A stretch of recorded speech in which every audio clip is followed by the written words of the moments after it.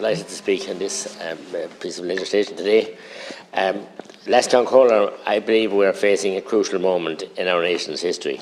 Our country is being fundamentally transformed by powerful and various interests who seek to change our way of life and the very fabric of our society, sovereignty and indeed safety. The government have participated in creating one crisis after another to push through unacceptable, dangerous solutions. And this government has spent the last 3 years lap dancing, prancing and wriggling seductively in the laps of the globalist masters. And I don't say that lightly. The opposition, and the main opposition, and the opposition on the left, while screaming and wailing on cue, while are also clearly signed up to these globalists, nothing but theatre. The Green Party and the Greens on the outside, but they're really red on the inside. And they have no business ever being in government, as they do more damage to the country and its environment and the benefit with their ridiculous policies and their only mantra. I hate to interrupt you, but it is the courts bill. Yeah. The appointment of judges. I'm talking about the appointment of judges, yes, I am. But I'm talking about the charade that goes on here and the bills we pass, but the other power struggle that's going on and this House being diminished. Yeah, this House being diminished. And that's what I'm talking about, with your indulgence, Chair. And I will talk about the courts bill. I have a lot to say about the courts, but as I said, they're there. They get their own number of judges appointed too in the deal when the cake is sliced up for appointees of judges and everything else. So we saw how ferociously and vociferously the Shane Ross's bill, Judicial Council bill, was opposed to have any kind of independent oversight on the judiciary, and there are huge problems there. As I said, I'm going back to what I said about the Green Party and the taxes and the fundamental, and everybody's bought into the situation here that we just put on more carbon tax and more tax and freeze people out of their homes, and literally all in the name of so-called climate change. And it's all one mantra, and you dare to challenge it. And people in positions in Chagas and other organisations who have alternative scientific evidence, they're not even allowed to speak of it. Or their promotion prospects will be damaged and have been threatened. Is that a free democratic country? Is that the country that Liam Lynch, who we commemorated 100 years ago, last weekend, that gave his life 100 years ago, and the other great leaders that gave? Is that what they fought for? I was delighted to see Deputy O'Callaghan and talk to O'Callaghan and talk to their heart to come down to our commemorations for that great noble leader and the ideals and the values that he had. I was delighted to listen to the homily given by Bishop Alphonsus Cullinan about the ideals and the values that Liam Lynch and his comrades in Common Amon and his comrades in arms, and the values they had for Ireland. And what do they think of it today? I don't know what they think of it today. That's for history to write, but I think it's not the Ireland that they would have wanted. And the courts, and has been mentioned here, and Deputy Collins, who I think is gone, no, he's still here, he actually raised something today about banks. And every one of us, every day of the week, have issues with banks, legal firms, since the so-called bank crash and the bailout, and NAMA. And NAMA, I said at the time, to set up, that would be, it was like a wild animal released in the woods, no one knew where it ended up. And we have the mess. We have no regulations for these banking entities, even though we have them, we're big shareholders in some of them. But we have no recourse for justice for ordinary people in the courts when they do go to courts for protection and fairness and fair play, and they can't get it. And some of them are going in as lay litigants, and no criticism of yourself, Les Concoll or Deputy O'Callaghan, because they can't afford representation. They're shunned and disapproved of and destroyed, and lives destroyed. And we have repossessions, and we have a third force going around, and we have had this debated several times with the security industry as well, outside of the court, without proper court documents, doing evictions and doing repossessions of homes without any proper paperwork and no recourse to the case. And the Gardaí in many cases standing idly by. Gardaí, who incidentally I support all my life, I want to support, but when this happens, we saw it in Balbriggan, we saw it in Roscommon, I've seen it in many parts of the country, and then people are terrorised and their health fails and they're broke and they're famished. And we see businesses like the one that we mentioned, Clonakilty, 7th generation, this current generation, 44 years in it, and being just turned to the wind and no recourse to justice. And we ask ministers here, oh, we can't interfere in the banks. We have regulators galore, and we have court processes that should defend these people and give them, I'm saying defend them blindly, give them access to justice, that they might have some recourse to justice because of contracts being broken, contract law being shredded and torn up, and contracts that they had with a bank is now gone to an entity and gone to a second entity and gone off to somebody else. So that couldn't happen in any democracy if our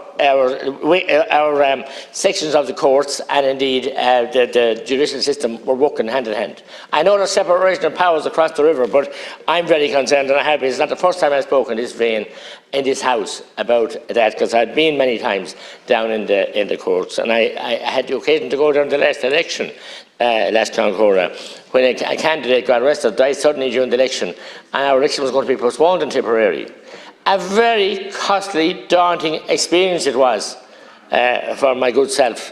Hugely, prohibitively costly to ensure that we had a free and open election in Tipperary and the Law Cana as Gach out in Tier. That we had an election on the same day.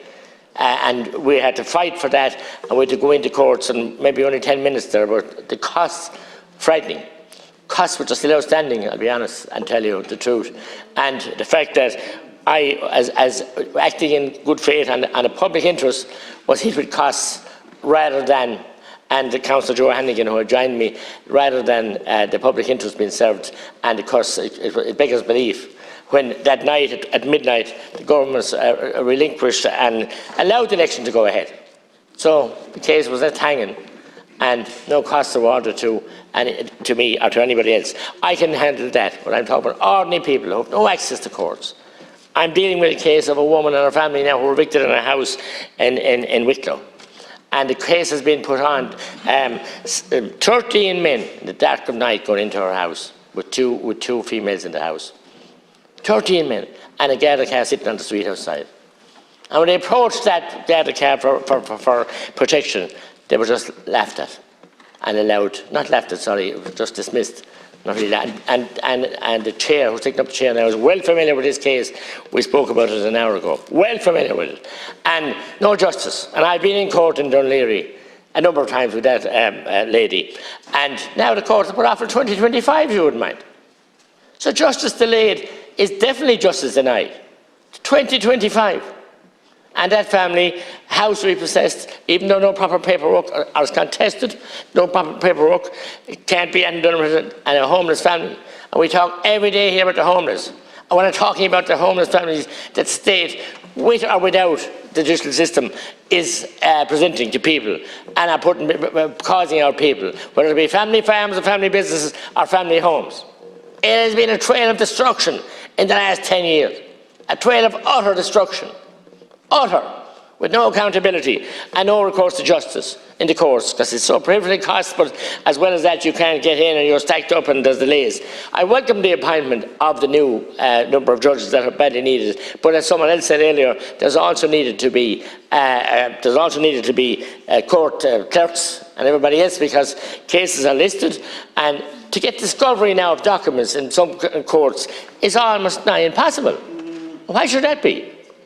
I mean, it shouldn't be. You're entitled to discovery, and if there's orders made for discovery, you should get it.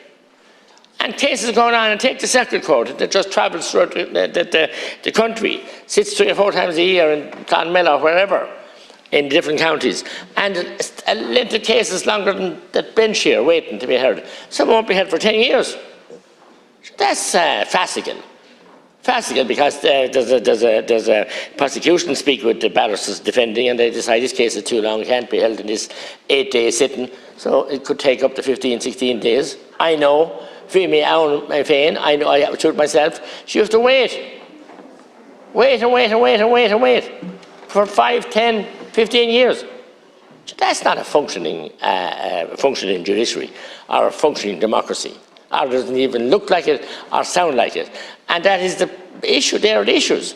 And every day of the week, dead issue. So I have those huge concerns about what's happening to people and they're not being allowed to access to justice. As I said, we are here today in our beloved country, and we need to think and look and see where we're going to get a clear picture of what's happening.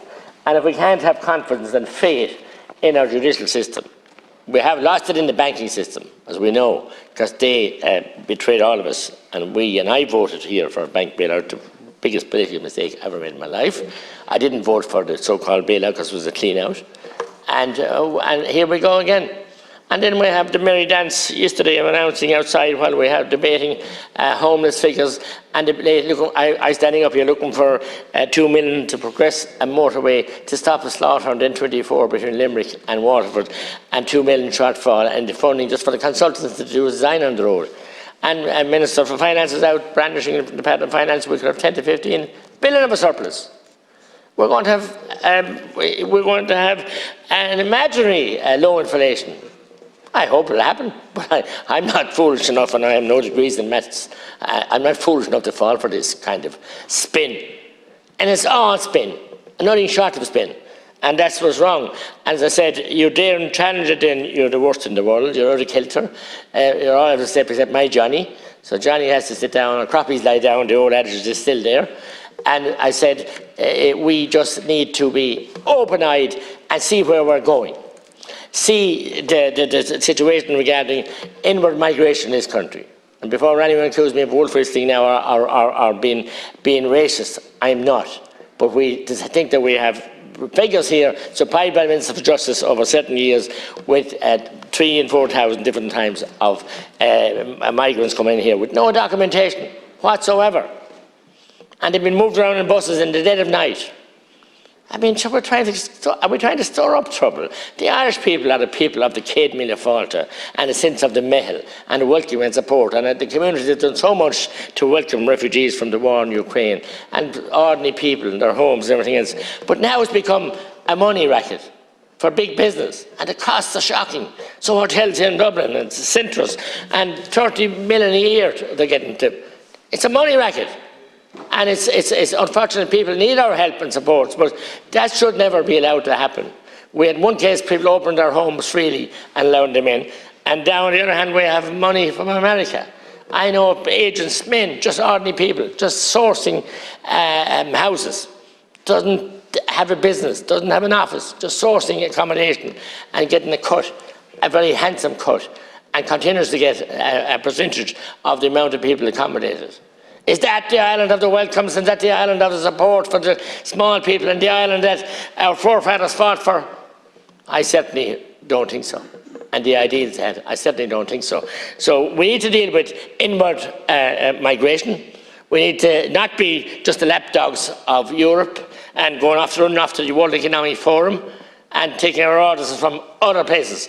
The Tuckty Dolly and Shaw and the government here put together, I won't say elected together, but they were elected individually, but the government was formed here with grubby deals and supported some independents who besmirched the name of independence of the land concerned on many issues. And they might as well be Fine Gael light or Fine Fáil light. And then we have that government taking these decisions that are driving our people into penury. We saw it last night. We couldn't get 5 people, 5 Tuckty stood up to plead that we wouldn't have, that we would cop ourselves on in regard to the carbon tax and not put more punishment and penury on ordinary people. Everybody knows the infrastructure is not there to roll it out. I mentioned the child labour that was involved, slave labour, in mining for the materials to make the batteries. Oh, the big con, that won't be spoken about at all. No, that's over there. That's dirty talk. Let's put that away. We're going one narrative here now. It's green, clean, and it's electric. And to hell with dirty fossil fuel, to hell with oil companies that invested such money here and still want to invest in Ballyroe. And I heard Deputy Naughton today that they want to invest somewhere in his constituency and provide us, like Germany here doing at the moment, disconnecting the nuclear power and going nearly fully reliant on fossil fuel. And why have we to be so blinkered here and just bow our heads to anything that's green? So I mean, we're running down a cul-de-sac. And when we're down until the gate has closed behind us and no way coming back, our people won't have food with the way that our farmers have been treated. When they go for justice as well to the courts, but below cost selling by the major moguls and supermarkets, they get no justice. Because the money is the power. The power of money is the big, is beautiful and wonderful. And to help the small farmers, I met the sheep farmers inside Alligo who were up for the Senate today, been wiped off. People who have a clean product, world-renowned Irish lamb. I have to declare an interest that my own family produced mountain hill sheep for generations and hope to continue in spite of Minister Ryan and in spite of all the NGOs and all the different reports now by Chequers and Citizens Assembly that are attacking and demonising the farmers. The Citizens Assembly is on show. This is a Citizens Assembly that, thanks God, I was privileged to be elected for the time being, and am. Not everyone that's handpicked, and people will spill out the narrative and attack and demonise ordinary rural dwellers, ordinary farming people, farming families who put us in these places, and they have to recourse to courts for justice, but they have no place to go. They find many farms I've stood on when they were, and we have a security agency then based in Tipperary, that all these so-called third force that went in here from the north and from countries overseas, mobsters I call them, acting on behalf of the receivers and the sheriffs. Disgusting. And they're under the court's bill too, the sheriffs, but they're totally untouchable. Good.